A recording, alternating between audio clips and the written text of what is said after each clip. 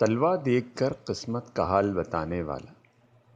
حالانکہ ان کا اپنا گھر پختہ اور اسکول نیم پختہ تھا، لیکن مولوی مظفر نے اپنی دیانت اور قرون اولیٰ کے مسلمانوں کی سادگی کا نمونہ پیش کرنے کی غرض سے اپنا ایک دفتر ایک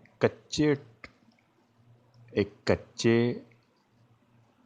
سن پوش مکان میں بنا رکھا تھا۔ سلیکشن کمیٹی کا اجلاس اسی جگہ ہونے والا تھا۔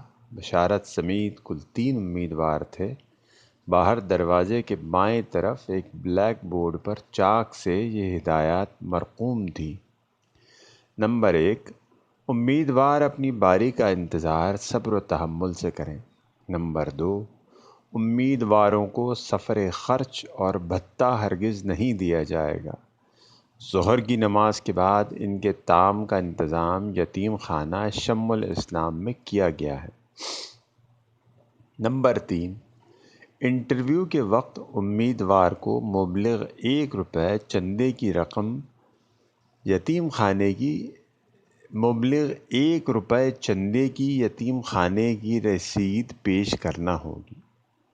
امیدوار حضرات براہ کرم اپنی بیڑی بجھا کر اندر داخل ہوں۔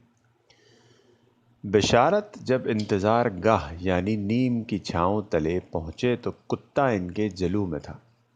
انہوں نے اشاروں کنایوں سے کئی بار اس سے رخصت چاہی، مگر وہ کسی طور ساتھ چھوڑنے پر آمادہ نہ ہوا۔ نیم کے نیچے وہ ایک پتھر پر بیٹھ گئے تو وہ بھی ان کے قدموں میں آن بیٹھا۔ نہایت مناسب وقفوں سے دم ہلا ہلا کر انہیں ممنون نگاہوں سے ٹکر ٹکر دیکھ رہا تھا۔ اس کا یہ انداز انہیں بہت اچھا لگا اور اس کی موجودگی سے انہیں کچھ تقویت سی محسوس ہونے لگی۔ نیم کے سائے میں ایک امیدوار جو خود کو الہ آباد کا LT بتاتا تھا، اکڑوں بیٹھا تنکے سے ریت پر ایک تکسیر یعنی 20 کا مبارک نقش بنا رہا تھا، جس کے خانوں کے عدد کسی بھی طرف سے گنے جائیں حاصل جمع 20 بنتا تھا۔ تسخیر زن اور افسر کو رام کرنے کے لیے یہ نقش تیر بہدف سمجھا جاتا تھا۔ کان کے پیچ و خم میں جو سوالیہ نشان کے اندر ایک اور سوالیہ نشان بنا ہوتا ہے، ان دونوں کی درمیانی گہائی میں اس نے عطر کا پھویا اڑس رکھا تھا۔ زلف بنگال ہیئر آئل سے کی ہوئی سینچائی کے ریلے جو سر کی فوری ضروریات سے زائد تھے، پیشانی پر بہہ رہے تھے۔ دوسرا امیدوار جو کاپی سے لیس آیا تھا، خود کو علی گڑھ کا BT بتلاتا تھا۔